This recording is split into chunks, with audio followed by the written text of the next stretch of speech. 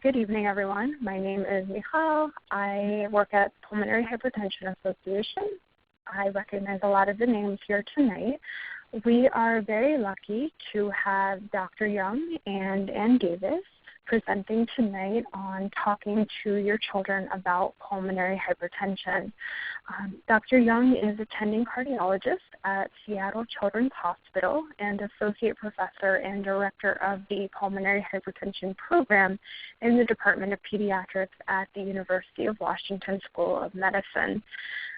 Ann Davis, who works with her, has been a nurse for 14 years. She has worked at Seattle Children's for 10 years and has been the PH nurse coordinator there for 6 years. So I am going to hand everything over to them. Thank you again so much, Dr. Young and Ann, for presenting tonight. Thanks, Michal, for having us. This is Ann.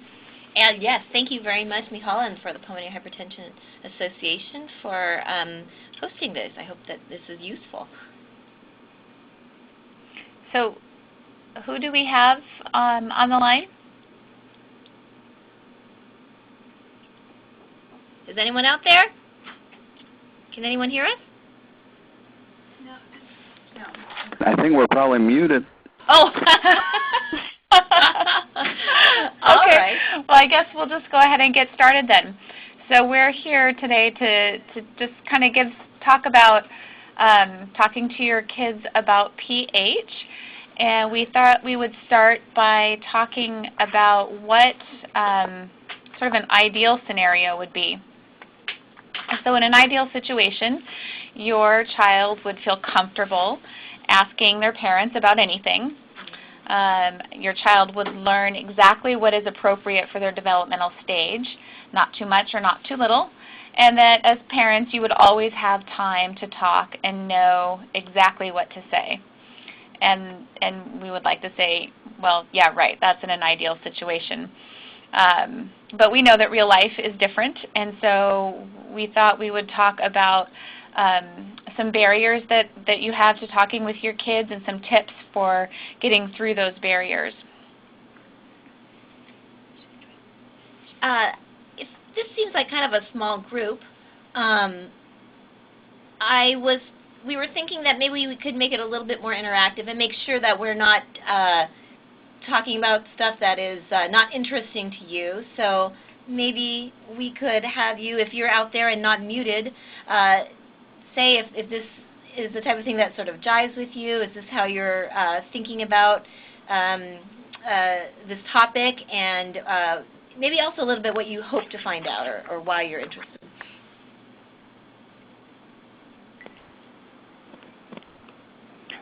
Do you want to call us out when you see our names up there?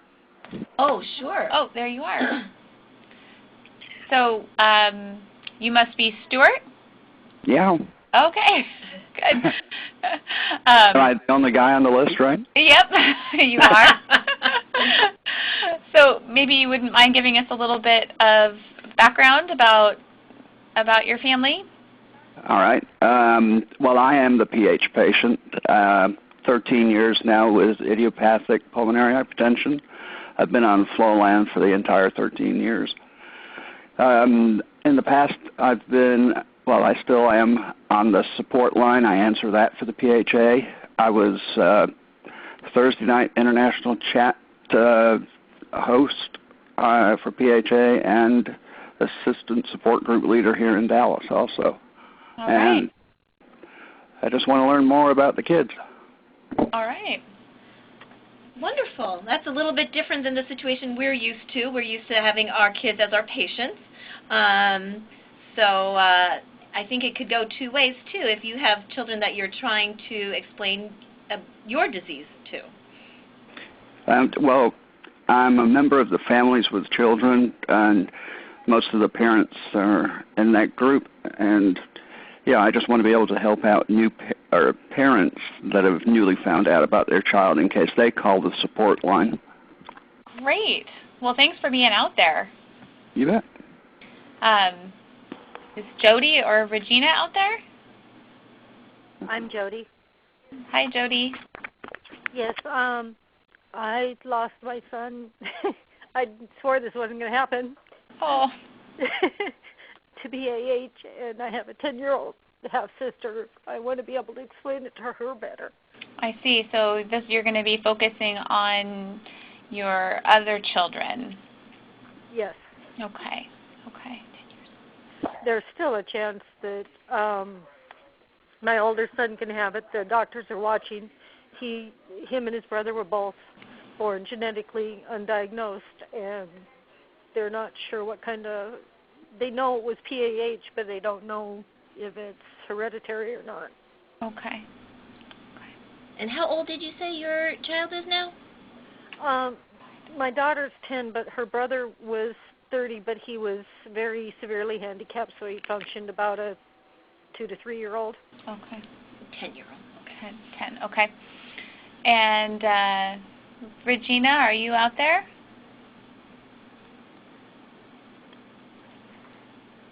Maybe out there, but not talking. He's never that quiet. All right.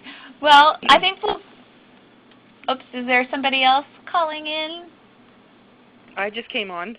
Great. Who are you? My name is Charlene Kucher, and I'm from Dawson, Manitoba, Canada. Great.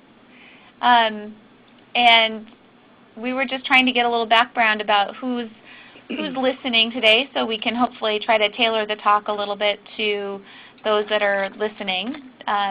Would you mind giving us a little bit of background? No, I've got a beautiful little girl by the name of Kylie. She was diagnosed at 6 months. She's got primary pulmonary hypertension. She's How old is Kylie now? She's 7. 7. Okay. 7, so. yeah. And All she's right. on sildenafil and oxygen at night. Okay. And that's all she's on for medication at this point. Okay. So we've got some school-age kids out there that we're going to be focusing on. So I'm sorry, I didn't catch, what was your name? Charlene. Charlene. Yep. Okay, so since you're just joining us, we'll just kind of go over. We haven't gotten very far yet. We just wanted to get an idea for who was out there. We started with sort of talking about what would be an ideal situation, and knowing that kids are comfortable talking to their parents about anything, that children, will learn exactly what's appropriate for them, and that parents always have enough time to talk to their kids and know what to say. And as we know, that's probably, what would be ideal, but not the usual situation. So we're going to move on here and talk about barriers to talking to your kids about pH. As we know, it can be a difficult topic. Parents often have their own anxieties and may not know the answers. Each child is different, and kids ask questions whether you are expecting them or not. Not all kids want to talk. And kids grow up and change, and how they listen and how they ask questions will change. And then, when you're not at the doctor's office, you have life to deal with. And so there's lots of other things to deal with other than pH, and that, school and chores and vacations and relationships and all the things that go along with, normal everyday life.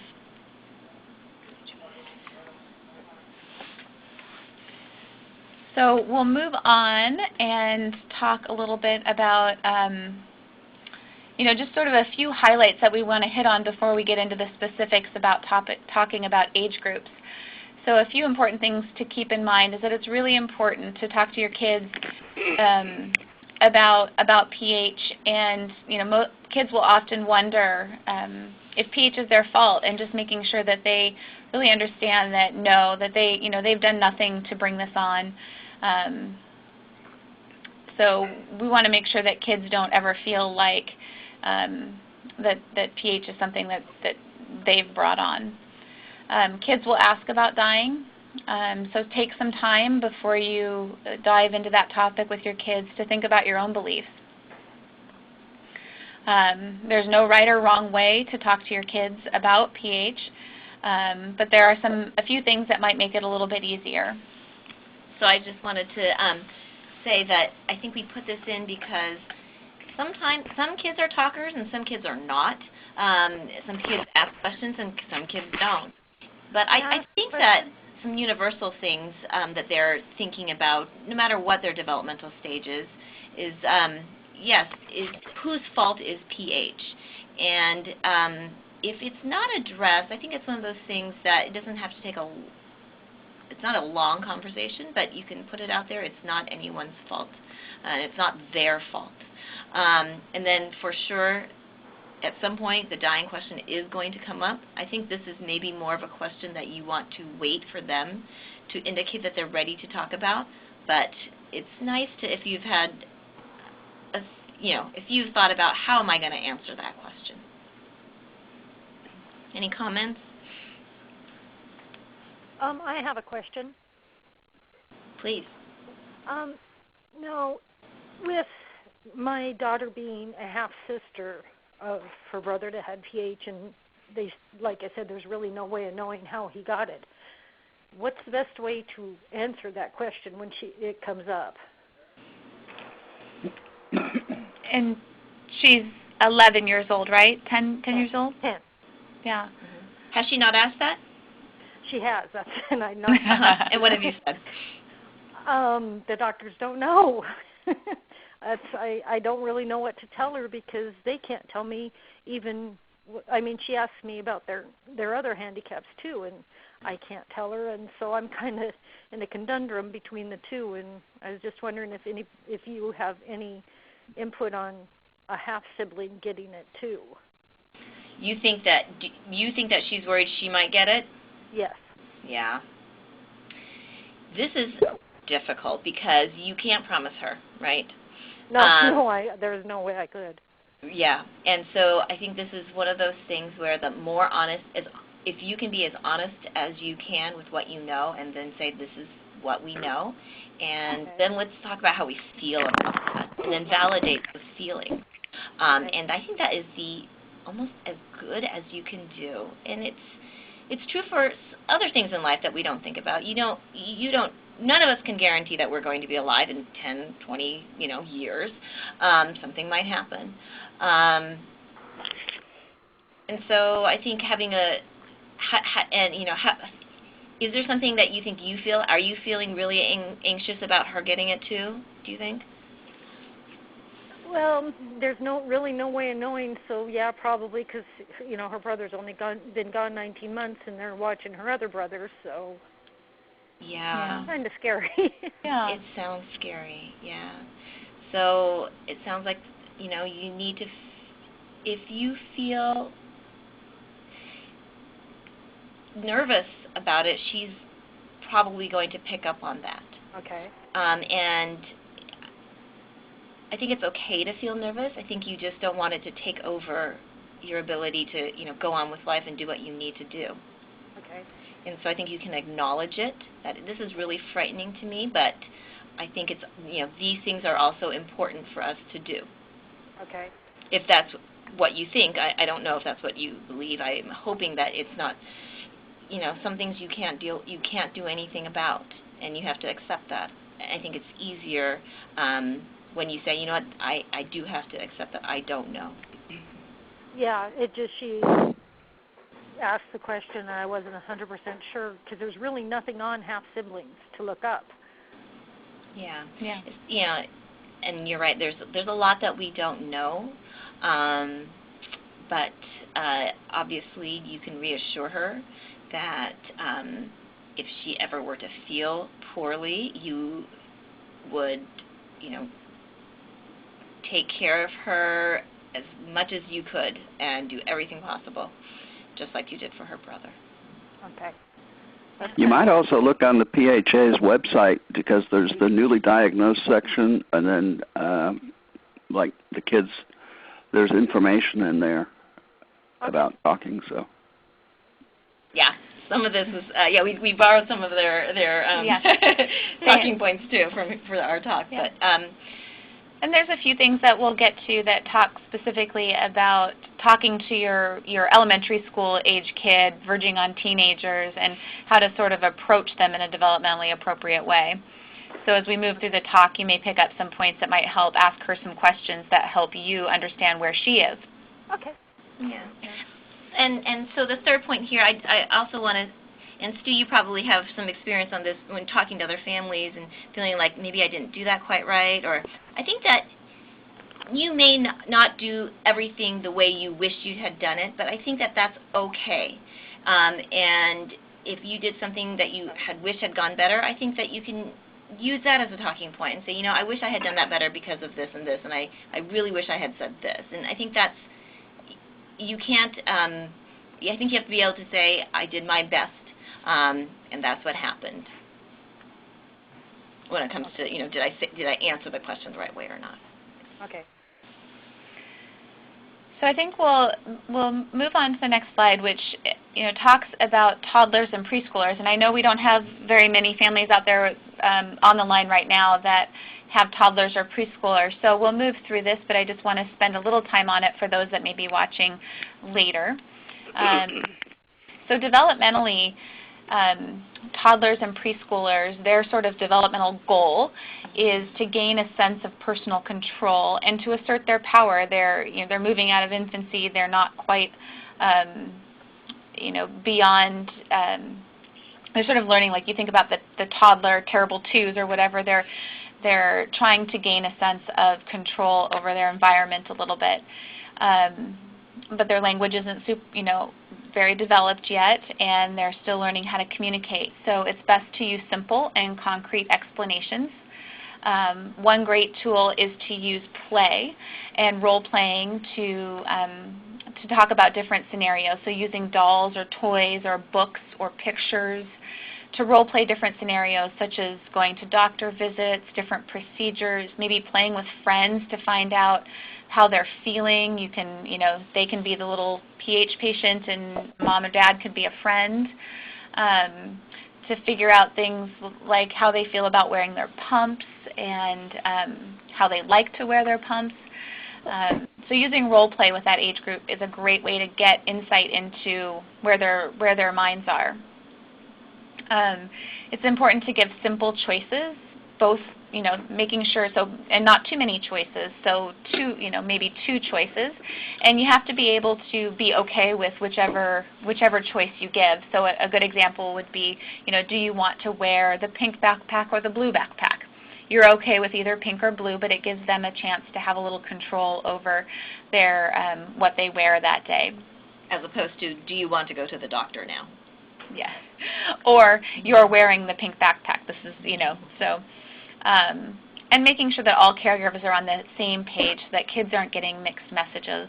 Kids at this age like to know what their boundaries are. They like to know what the limits are, and so having all caregivers on the same page will be helpful in setting up limits. So anybody have any questions or comments? Okay, we'll move on to the elementary school kids. Developmentally, elementary school kids are in a place where they need to feel successful, they need to feel competent, and then they have very active imaginations. So making sure to give clear and honest information in a direct way, and using a lot of positive reinforcement. Kids like to feel like they're doing a good job. School gives them a lot of, in many cases gives a lot of positive reinforcement. You go to school, you do something well, teachers respond positively. That's their job at this age. So make sure that you're answering questions simply. You don't want to overcomplicate things. They have very active imaginations, so if you're making things very complex, the kids may take away the wrong idea. So things like your heart has to work harder to pump, and this might make you feel tired when you're running and playing. So just keep it simple.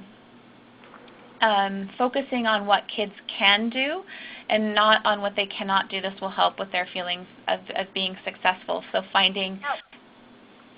Oops. Did somebody have a question? No? Okay. So focusing on what kids can do will make them feel successful. And that plays into doing things like activities. So finding activities that they can have fun and be successful at.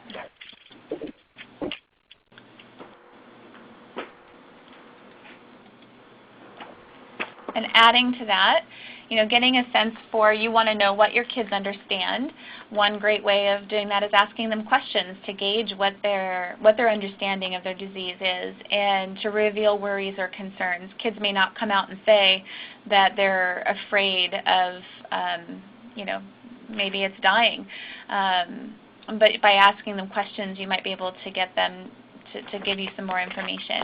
And be specific with your questions. I mean, how many times have your kids come home and you said, how was school? And they say, good. And you're thinking, okay, I want more. What did you do? Yeah. Nothing. Yeah. So instead, ask very specific questions and you'll get specific answers. So, how did you feel when you ran up the stairs? Is going to give you a fine. So try instead, when you ran up the stairs, did you run all the way to the top without stopping? Did you have to slow down? Did you have to stop and rest in the middle? So, where did you rest, in the middle or at the top? By asking very specific questions, you'll get more detail. And then again, we talked a little bit about this, but reassuring kids that the pH was not caused because of anything they did wrong. That kids at this age, like we said, have very active imaginations, and you want to be clear and concise and honest with them. So this is the age group that it looks like the majority of the listeners have out there. Does anybody have any questions or comments or want to talk a little bit more about any specific topic? I think the honesty with the child is so important, and they will have questions about what they're allowed to do. And the more you're telling them to not do, the worse they're going to feel about themselves. I find that as an adult, that even things at church, I do some visual arts volunteering, but they kind of limit me as to what they'll allow me to do, even as an adult. Mm-hmm. So, and that's the worst thing, is being shut down from something. We all know what our limits are. Even small children will. Mm-hmm. On something like this, they'll sit down and take it easy to breathe for a bit.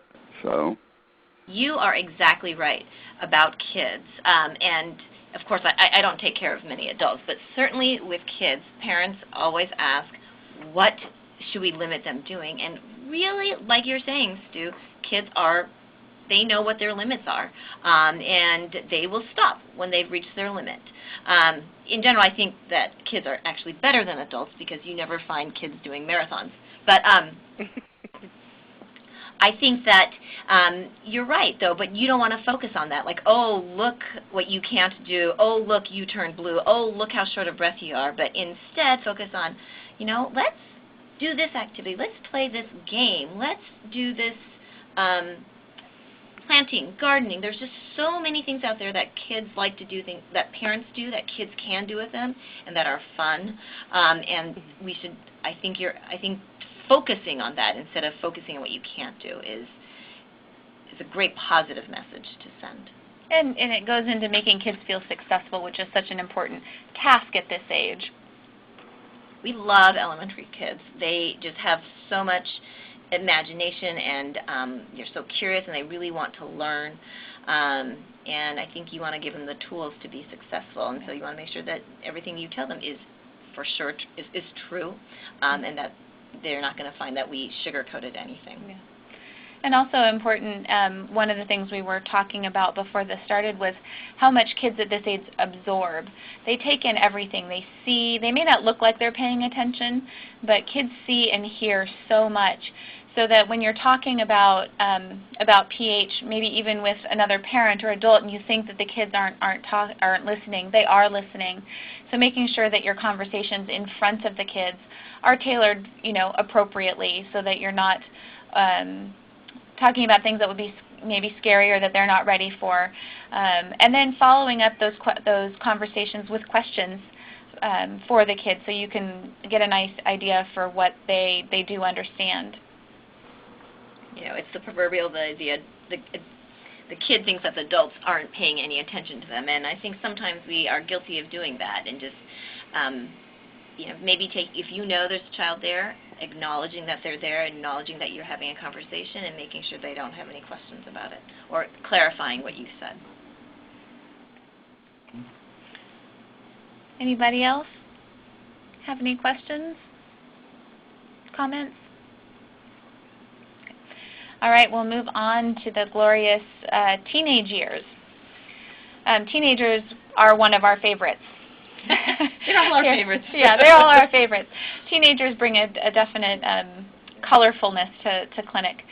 And so the developmental skill of a teenager is to, as we all probably know, is to establish a sense of personal identity. Their job is to start forming themselves as an adult, and sometimes that's hard for parents as they pull away.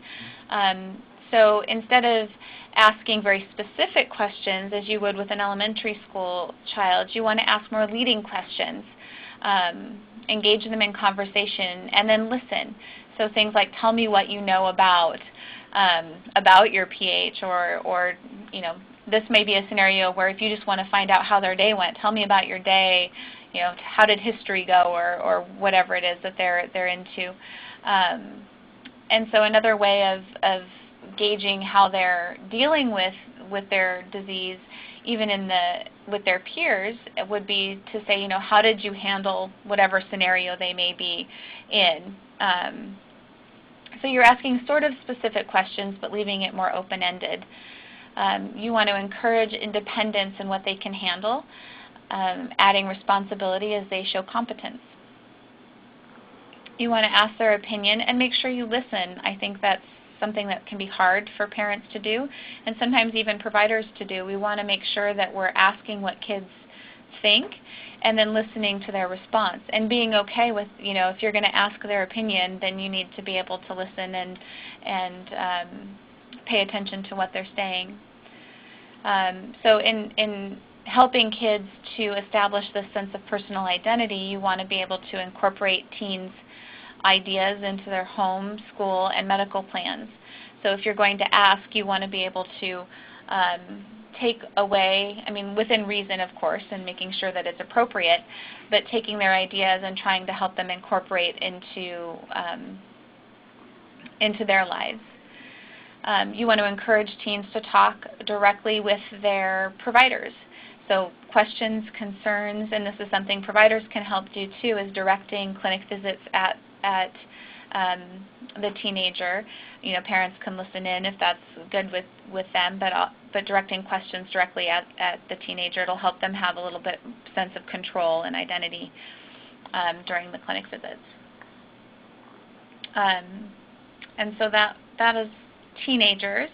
And we thought, well, in talking about how we talk to our kids, we could also add a slide about what parents can do. I guess we should make it for adults, Yeah.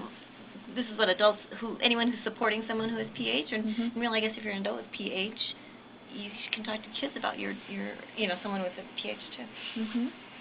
So as a parent, you want to make sure that you're an active participant in teaching and guiding your kids about PH. It starts at home. You're going to be getting information during clinic visits, but you can help assimilate that information into an appropriate way of giving it to your kids. I think we've said this a few times, but be honest, open, and direct. It's so important to be honest with your kids. And then using those age-appropriate tools to help give them the information. You want to start early to build on understanding. Don't try to keep information from your kids and then all of a sudden one day, divulge everything you know. Start early, give small bits of information frequently, and kids will take it in. Kids take cues from their parents, so try not to project your own fears and worries into a conversation. You're going to have fears and worries, and that's normal, but you want to try to come up with some ways to control your feelings so that you're not projecting them onto your kids. And then parents are the best gauge of what information their kids are ready for. You really are the experts for what, how your kids are doing and what information that they're ready to take on. So using that sort of internal sense for, when kids are ready to take information in. And at the same time, kids take cues from their parents, but parents, take cues from your kids. If your child seems distracted during a conversation, they may not be ready to take the information in. forcing information may discourage them from asking questions, and as we know, questions is a great way of getting information from kids and also giving information to them. Complex information may confuse them, and you can always save discussions for later. There's no one says that you have to give that, if you've started a conversation and the child seems disinterested or has moved on, then save it and remember next time that you're going to start where you left off.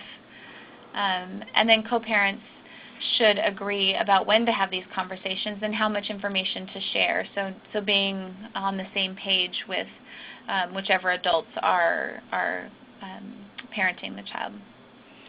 Yeah, this is, I think, it sounds it's easy to put down on paper, but very difficult to do. And, if you have the privilege of having another adult, you can even practice what you're going to say on each other, just so you can say it. It's, like we said earlier, sometimes it's difficult. You're talking about difficult things. Yes, you know what? You may need to take this medicine for the rest of your life.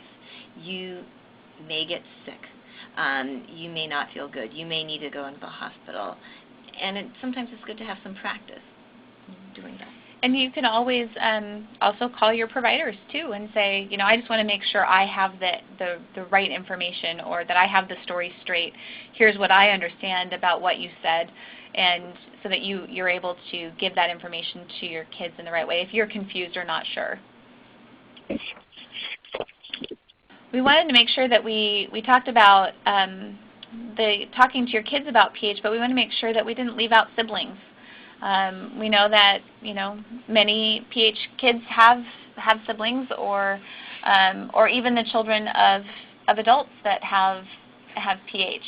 And one thing that we all know is that life can be unfair, and I think sometimes when a child's diagnosed with pH or a sibling is diagnosed with pH, this gets kind of brought to the forefront of the sibling attention. It can be unfair because they feel sad that their sibling was diagnosed or is sick, or life can be unfair because all of a sudden there's a lot of attention given to the sick child. So I think that's just something to keep in mind, that some siblings may be feeling, So we also want to remember that kids, siblings are given, kind of a lesson to be more accepting and empathetic for their siblings. Yeah, it might be, you can think of it as a bit of a gift. Some kids don't have any, may not have an experience to really learn what it's like to accept someone else, or consider what it's like to be in someone else's shoes, or so when they go out in the world, they may be more empathetic and just kinder people. It's important to include siblings in discussions and answer questions in a developmentally appropriate way, just as you would for the pH child. And I think we focus on the kid that has the disease, but the siblings are just as much involved and need the same information, and they may be at a different developmental stage than their sibling. So making sure that you're talking to them in a way that makes sense to them. And then also remembering that kids, while they may fight and seem not to get along, they will think that they are each other's heroes. The pH child will look up to their siblings or down to their siblings if they're younger, and the other way around. And they can also be a great support for their peers or for their siblings. And in the same way that siblings can be supportive, peers, I think it was important to talk about how peers can be involved in talking about pH with their friends. So as we know, peers are very influential in kids' lives, and they learn from each other. So we want to make sure that their peers have good information.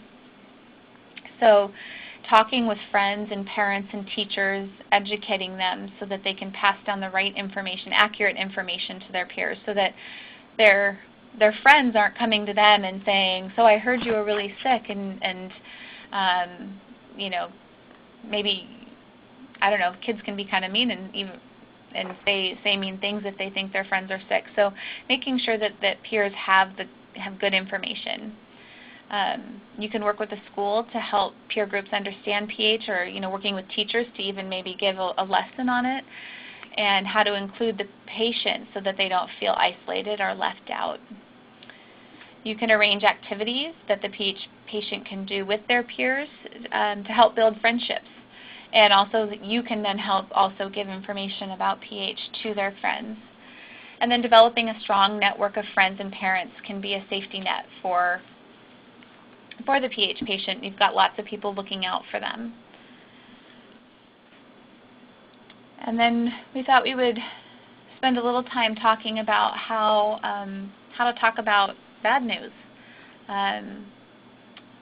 How to approach the topic of worsening disease. That's not something that any of us really want to talk about, but it's important to make sure that kids understand that their disease can get worse.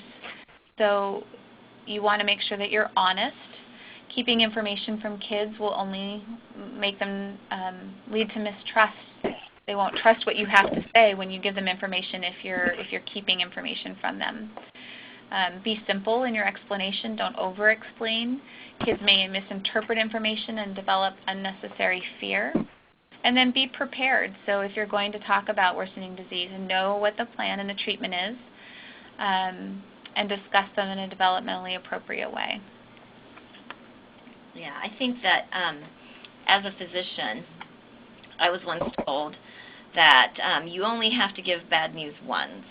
And I think that might be true for parents. I usually don't have to hammer home to parents that this is a fatal disease. But we want to try to fight as hard as we can. I think on the other hand, I think for kids, they may need to hear it. Not that they're going to, that they may die, but what does death mean? What does it mean to have pulmonary hypertension? What does it mean to be sick? And I think that, the more, if you be honest and direct from the beginning, then you can be very, very consistent.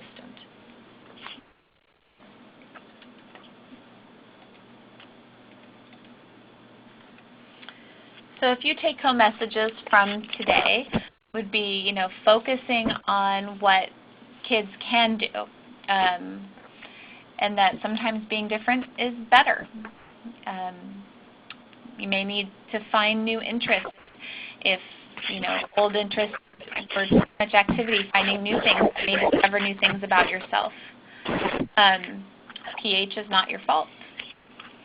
And then protecting your child versus giving them responsibility. So, giving them information, trusting that they're going to understand and take as much as they can handle. Find support for yourself and also for your kids amongst their peers. And that, we're all here to take care of each other, that this is something, a disease that we partner with parents, and parents partner with other parents and with their kids. And that, we are all going to die, and part of what we need to do is make sure that we're celebrating life and finding those things that make it a rich and exciting time. I think also maybe these messages don't all jive with you or your family, but maybe some do.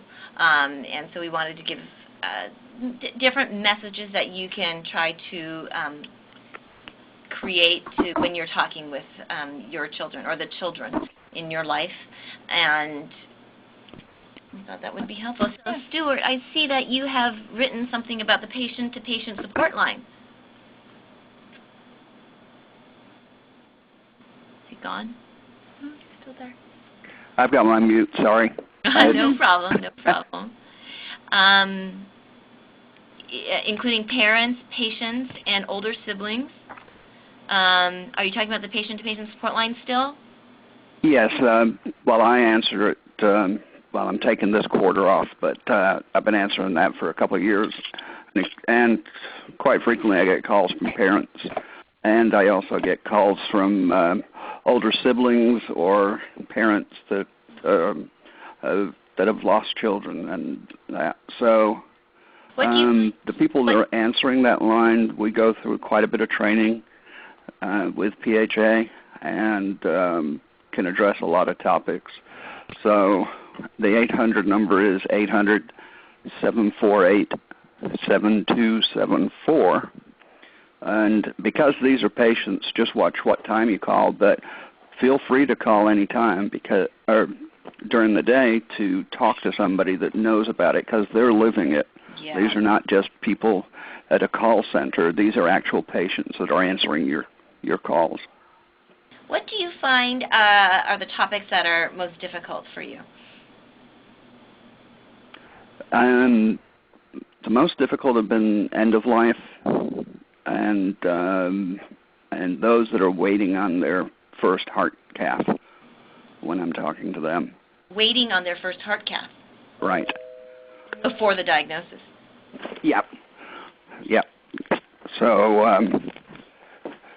when they're calling in and you're trying to encourage them, give them a bit of information and try to take the scare out of their life, sometimes you got to hang on to yourself while you're doing that, depending on the situation. Good point. That's something I'm sure they talked about in patient-to-patient training, right? Yeah. Yeah. You got to try not to project anything and then use a lot of in my opinions or whatever.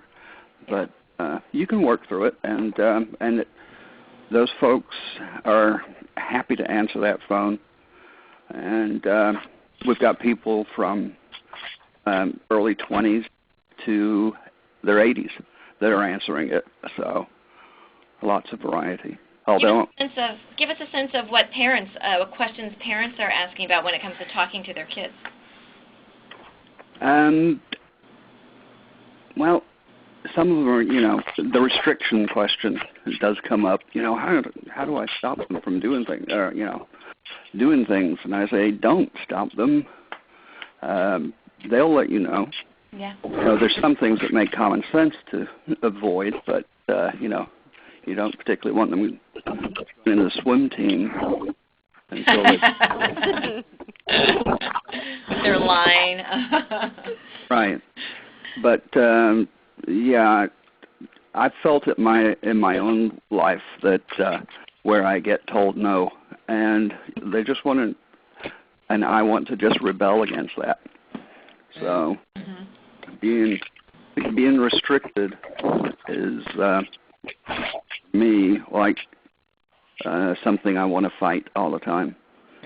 And I do some crazy things with my life, even with PH. But there's always a limit. What my limit is, and so I know when to stop. And I honestly believe kids that are anything over 5 years old pretty well know when they're getting tired and they're going to plunk down and just sit down. Oh, even under 5. I think they're even smarter under 5. Yeah. There's no way you can make a toddler do physical activity that they don't want to do. Right. Hell has no fury like a toddler scorn, yeah. Well, we do have, I did post on here this. Oh, yeah. If you haven't already been to the PHA website, there is a great page here that has a lot of information about helping kids cope, helping siblings cope, helping parents cope. So I would recommend anybody, check out that website. Yeah, the only comment I'd like to make as a parent of a child and having a sibling, our biggest issue was when my son was diagnosed. They gave him 6 months, and we sat down and talked to my daughter about it. Well, the first year he was barely using his oxygen, acting totally handicapped like he always did. But then it was right before 4th of July in 2011 that he crashed, and my daughter had a lot of trouble understanding that this was brother's body giving up. So it was really hard to try to say, okay, the doctors told us this, but this happened, and now things are going the other way. So that was really hard to explain to her. Yeah, that is really hard. It's even hard for, it's hard for us as adults because there's so much we don't understand, and yet you have to guide your child through that, huh? Yeah, well, she made a lot of decisions. She came to us, and we knew that we really couldn't afford burial, and we knew we were going to cremate him, and she knew she had never met her grandpa, but he was buried in a cemetery, and she goes, Mom, I want to have brother have a headstone. So we sat down and talked to her. We got a headstone, and we buried most of him, but we also did a couple other things she liked to do because she knew he liked water, so some of his ashes went in the ocean and on beaches where he liked to swim and stuff. So I did listen to her, but there's still the worries there because we don't know what's going on with her brother or her. Yeah. Well, good for you for really taking the time to listen to what was important to her. I hope I did. You did. And kids will learn that if you, you're being a good listener and you're showing that by your actions, and kids take that away, and they realize they can trust that you're going to pay attention to what they have to say. She's 10 going on 30 some days, and some days she acts like a 10-year-old. So, it makes it really interesting when her oldest brother's 33, her brother that passed away was 30, and she's 10. So it's like, yeah. Well, to her too. I lost her twin when I was 11 weeks, and so she knows she's kind of a miracle child herself. And so we've had a lot of interesting discussions, but there's still some topics that come up related to PH, and I'm just like, okay. And I will go to the PHA website, and I'm going, okay, so finally I'll go on Facebook and ask some of the mothers of kids with PH and say, okay, what are you doing with this, whatever. Yeah. So I try to search out answers, but sometimes they still just don't quite fit since her brothers are handicapped. Well, it sounds like you're using all kinds of great resources. As you probably know, other parents, you can lean on each other and a wealth of knowledge. Oh, they were fantastic. I mean, when my son was diagnosed, like I said, being mentally younger but physically older, I was lost. I depended a lot on the parents of kids with PH and a lot of PH patients themselves saying, okay, Christopher's doing this, what's this doing? I had no clue what the side effects of Triclear were. And there was really actually no PH doctors. I'm in Coeur d'Alene, Idaho, and we decided not to be totally aggressive. And luckily, our pulmonologist here was knowledgeable enough to find us the medication and help us make Christopher's last year comfortable. I just realized which Jody this is. Hi, Stuart. Hi. You got me. I know Jody from Facebook, so. See, so connected. Your Facebook friend. Yeah. A while now. That's how I found out about the seminar, because I just happened to go on there. I'm going, oh, that's my time. Yeah. Us West Coasters, huh? Yeah. Well, I'm Pacific Standard Time, and I thought, well, this is early enough for me, so. Yeah. So you guys, you timed it really good for me. I don't know about anybody else. Well, good. We're glad. Charlene, is there anything that you wanted to discuss a little bit more? Well, I think you've covered most of what I was going to ask.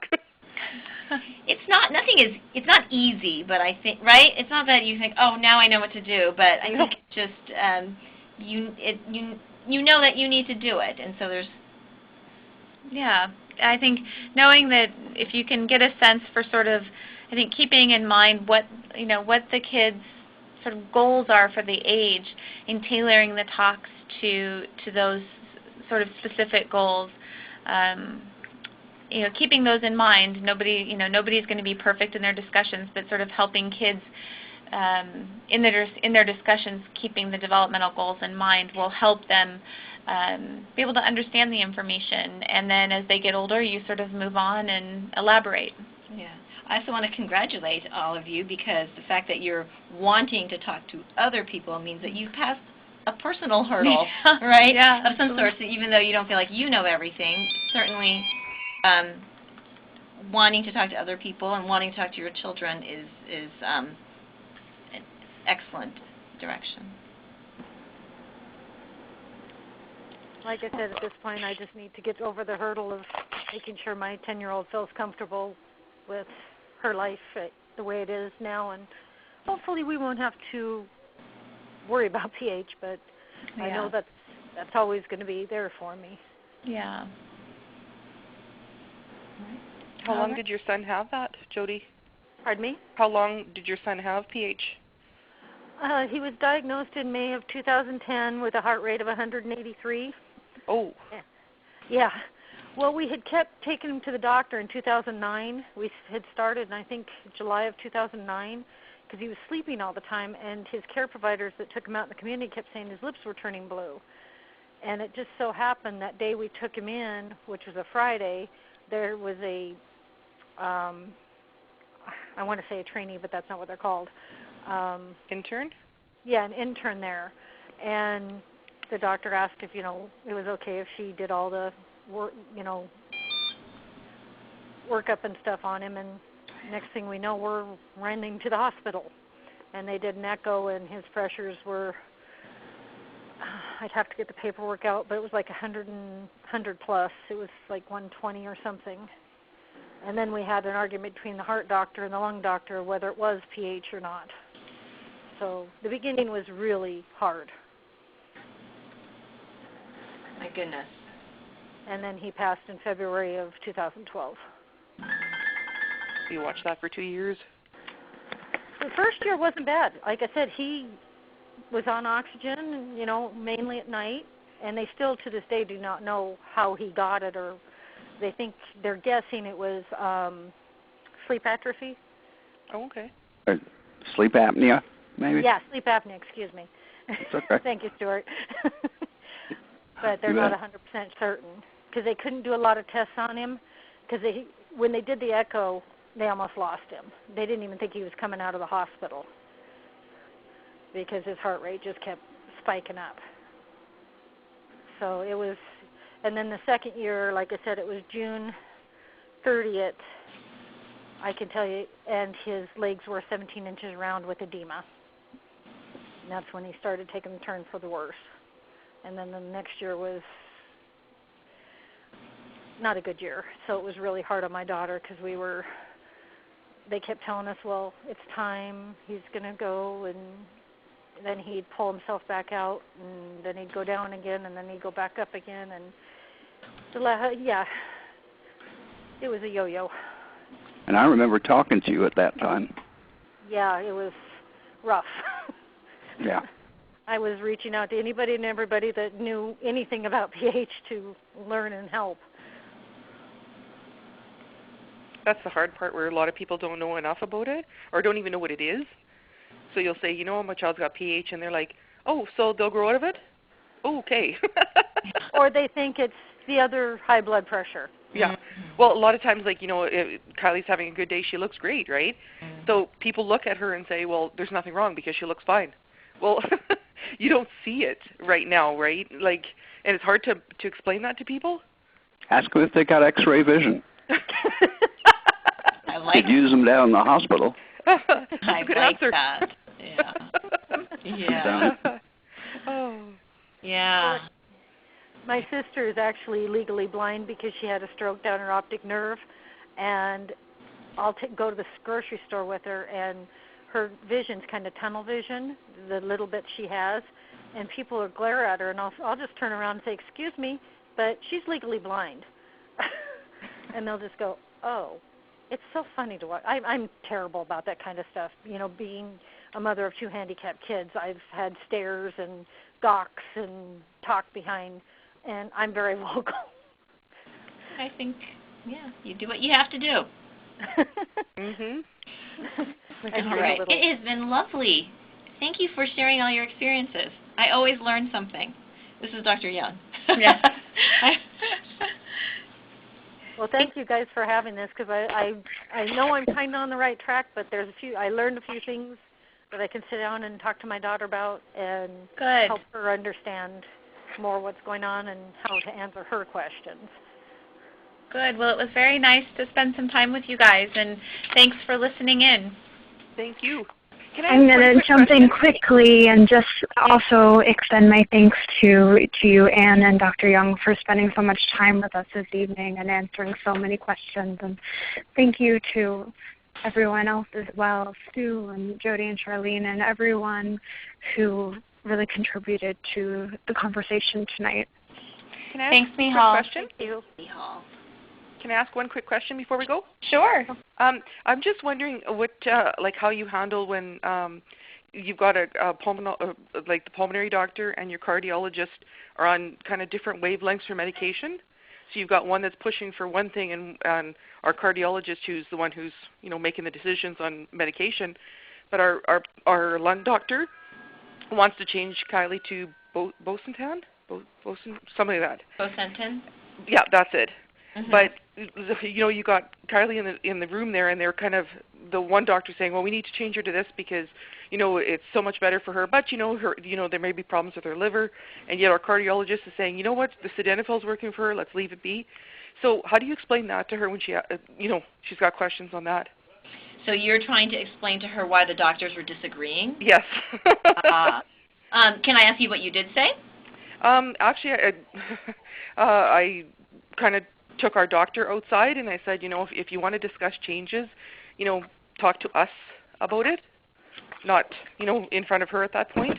Mm-hmm. And then I just said that, with pulmonary hypertension, there's not a lot of information out there, and that everybody's just trying to do the best they can to find the right thing for her. Well, I think that was perfect. I didn't know what to say. Perfect. Yeah. I think that I didn't know what to say. True.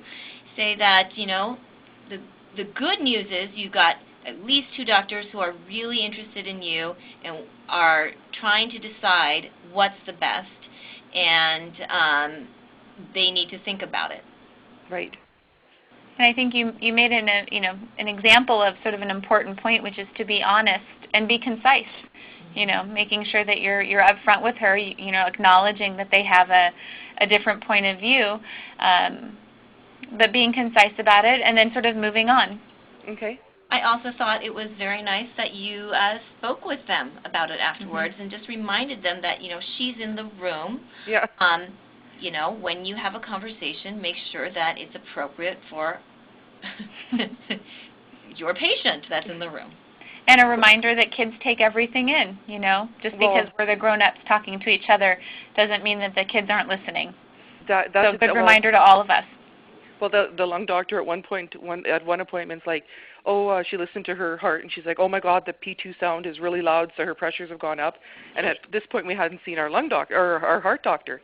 So right away, I get apprehensive. Kylie's heard this, so she's upset. And then we go to the heart doctor. They do her echo and hear her pressures. Nothing's changed. Yeah. And she says, well, why did that other doctor say that they've gone up? And it's like, even our lung doctor's like, well, you know what? People need to mind their business. Like the lung doctor deals with the lung stuff. I deal with the heart stuff. But it's hard when you got 2 professionals that are competing. Well, not competing, but they're giving information, but it's not necessarily what is correct. Yeah. You want to hear what a patient's point of view is? Yes, I would love to hear that. As a patient, I'd much rather listen to my cardiologist than my pulmonologist. And in fact, I haven't seen my pulmonologist in over 9 years. Oh. Because the majority of the damage from this disease is either vascular or to the heart. Okay. So, in my experience, the PH clinics, at least in the Dallas area, are all basically cardiologist-led. Even if they are started with the pulmonologist, the cardiologist take over as the lead. Okay. What a difficult, this is Dr. Young, what a difficult situation I think you have found yourself in a little bit, because it sounds like it's ongoing. So not only is it difficult for when you're talking, when your daughter is in the room listening to this, and I think it's okay to, you know, maybe once or twice have this type of situation, but going on forward, I think that you need to have an open, direct, honest conversation with your physicians and say, listen, I think that while I appreciate different opinions, it has been difficult, and could the two of you discuss this beforehand, before you talk to me? I'm not sure if that's what you want, but you could say something like that to them, right. I think. Agreed. Thank you. And of course, we're cardiologists here, so we appreciate Mr. Berwick's opinion. So as cardiologists, like, I mean, everybody always asks me the question of, have you seen a pulmonary hypertension specialist? Well, in Manitoba here, we don't have such a thing. Our cardiologist is probably the you know, that is the pulmonary hypertension specialist, right. And she hasn't dealt with that many of them in Manitoba. I'm going to Google right now where the heck Manitoba is. One thing you can ask, I think, also is if you were to ask your cardiologist, you know, who would you recommend as a second opinion for pulmonary hypertension? Well, I know when Kylie got first diagnosed at 6 months there, they contacted Dr. Ivy in Denver. Mm-hmm. Yeah. And that's who kind of guided them on where we needed to go. That's a good one. Is it? Well, okay. Definitely, but there's a few people practicing in Canada too. How far is Toronto from Manitoba? Quite far. Quite far, okay. That's not helpful then. How about Edmonton? Vancouver. Yeah, Vancouver, that's us. Yeah. I don't think you're terribly alone in, you know, being in a location that doesn't have a pulmonary hypertension specialist. So is there should I be looking to go see one, or is that, like, would I benefit by going? You know, it wouldn't be a bad idea to have a specialist evaluate her. We often work with community providers. You know, we have patients, for example, in Alaska, and they see us occasionally, and then we work with their community providers in between visits. So we work in cooperation with community providers to make sure that our PH kids are getting, you know, specialty care. Okay. You know, like once a year or every 2 years or something like that. To make sure that the people who are most aware of the latest, you know, the most current information, so that they can help the community providers guide the in-between care. So, you know, I think it's a good idea. Okay. Yeah. And this is Michal. I'm just going to jump in and mention that we have a pediatric PH specialist directory on our website. It's at phassociation.org/pediatricians. So if you decide to look for a PH specialist, you can definitely check there. Oh, awesome. Awesome. Great. Thank you guys so much for letting me ask my question. Sure, absolutely. Well, everybody take care, and I'm sure our paths will cross at another time. Right on. Thank you so much. Thank you. Bye-bye. Okay, bye-bye.